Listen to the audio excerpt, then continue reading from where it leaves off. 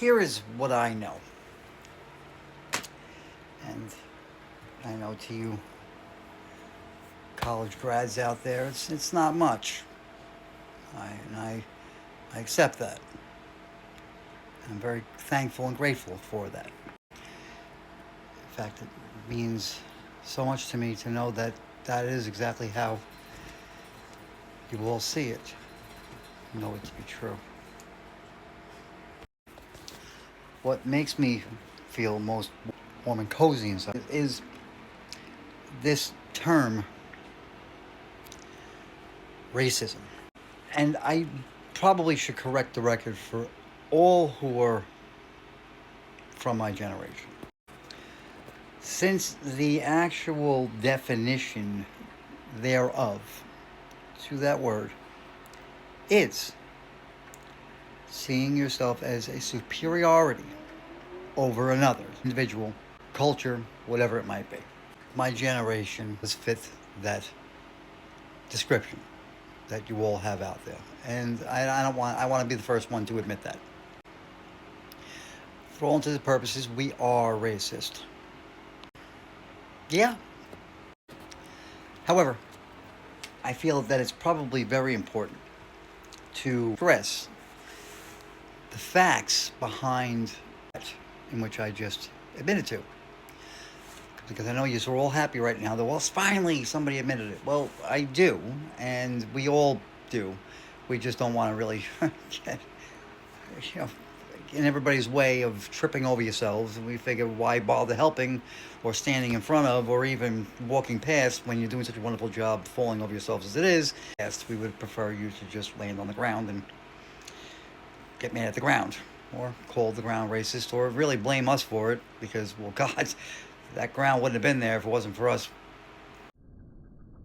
placing it there for you to fall down on. And we know that. We do. We know it. We acknowledge it. And we acknowledge that we are very, very racist. We are superior. An entire generation is superior to your generation. Now, all of us, every last one of us, even the squirrels back then fit that bill, honestly speaking. And it can't be helped, because we were superior, and really what should have happened is you all should have been even more superior than us. In fact, you decided not to be, and instead you are this embarrassment that we see before our very eyes. So yes, we'll take that label and we'll proudly wear it. We are all racist in that sense of the words. But what you all do is you try to put us, this is why. Listen, you can all give each other excuses for why you're less. If that makes you feel better, that's why you don't really hear much argument out of any of us. We just kind of, like I said, stand back and watch you all trip over yourselves and fall down and yell at the ground. And then sometimes you land on your backs and yell at the sky. Sometimes you land on your side and you're facing somebody else who landed on their side, but opposite, and you're both facing each other, yelling at the fact that you're facing one another. We can't figure out why this is. It's an anomaly, we understand.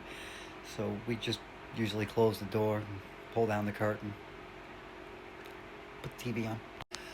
This is why, ultimately, where our generation, my generation, used to run to the door when somebody would pull up in the driveway with Drake's coffee cakes and the pot of coffee, and the kids were told to get the hell out of the way because company's over, and here we were, and everybody was all excited and happy about it. That's why that has changed now to us not answering the door, because we know that knock is only going to ultimately be one of you people on the other side of that door. And what the hell are you complaining about now? What is it now? What's the matter now?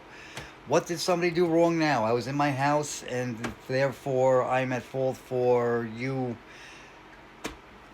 something happening to you.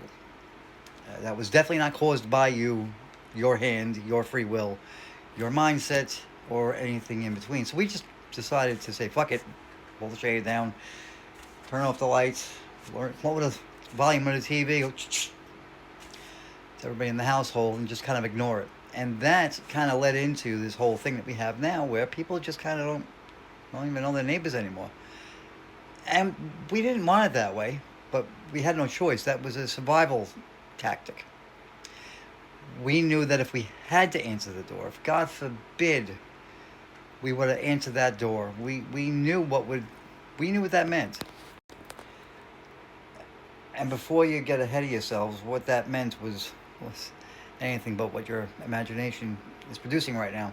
No, in fact, what it meant was we had a lot more work in front of us in recreating the generation that we just wiped out in 2.2 seconds because we answered the fucking door.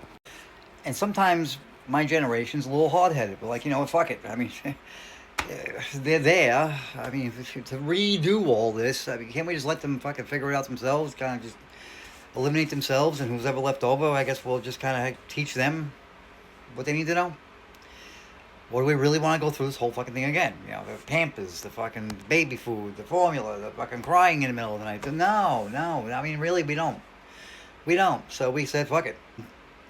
And if it ends up where there's none of them left, well, by the time it's not going to matter for us either.